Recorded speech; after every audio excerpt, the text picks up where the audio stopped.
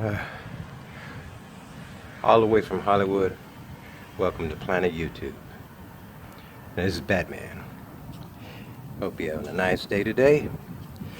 And what Batman's been up to is, you know that Batman is a mechanic. So, one of my customers came over and, because she needed the brakes did on the back of that car. So, Batman took and went out there and got all my tools together and jacked the car up, took the wheel off, and everything looked normal. So I took and proceeded to remove the brake caliper and took it apart and put the new brake shoes in it, then reinstalled it back onto the axle and put the wheel back on there and pumped the brakes 3 times. So after that was done, I said, well, I got that side out of the way. And I was sweating my butt off because it was hot. That was just yesterday. And got over to the other side of that car. And I took that wheel off of that car. And then I took a close examination, just like a doctor, checks you out and everything. Well, see, what I do, baby, is I check out cars. And running my vision over the rear part of that car, it seemed to be missing part of the rotor. And I said, oh my God. I said, how long have this woman been driving this car and done water brakes out all the way down to the metal, and then the metal took and ate away the rotor? I looked at it and I said, well, if I put the brake pads in there, nothing's gonna work. So I went and got my customer and I said, come here, sweetheart. Let Batman show you something, okay? Comes right around here. Yeah, the wheel. Take a look at the wheel. I said, now you see this right here? I said, I showed her. I said, look.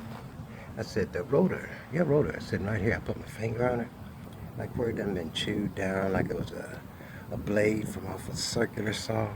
And you just like stuck it into some really heavy metal, and it just like wore all the teeth off of it. It was kind of like that. It was rough. And after working on cars for about 35 years, I've seen some crazy stuff, but that's like the worst rotor. Well, maybe next to the worst rotor. I'll tell you about that other one in a minute. I said, but I told her, I said, look, I can't put no brakes on this side of your car. I said, and this is the reason why. I said, if you go get me a brand new rotor, I said, well then, we can fix that. And so she waited till the next day, came over with another rotor from the salvage yard. And I went on to put that on for her. And now her brakes seem to be working just fine. But just like that other rotor that I found on somebody's car. Now this other car I worked on, it was on the front of the car. I took it loose and found that there was a rotor there, but the thickness of the rotor was like about the thickness of a dime. It was that thin. I mean, because that means that when your brakes quit working and you hear this little bit squeaking noise, irritating as hell. You say, what the hell is that? Well, it's a little bitty indicator that points down like this. Like if your brake shoes is all sitting there flat like this. Well, there's a little indicator that's made on the brake pad. And it's sitting there so that when your brake pad gets worn out and it gets real close to that rotor, well, then that little indicator makes a heck of a noise to let you know, hey, you need to take your car to the doctor as soon as possible. I don't know, maybe your car about to have a heart attack or something, And people should know that. So Batman just thought that he'd tell you. And I may think about doing a video of putting a timing belt on a car, just to show you what a headache that is and what kind of job it is to line up the timing marks and make sure they're perfect before you put the timing belt on there, and then release the tension off the tensioner. Because if you don't, and it's an interference engine, well then you just got to tell that customer, baby, I'm gonna have to buy you another car, either another motor or another car, because I messed it up. Because that's when the pistons collide with the valves and they hit each other. They try to see who is the strongest, and sometimes the valves usually win when they bust a hole in the piston.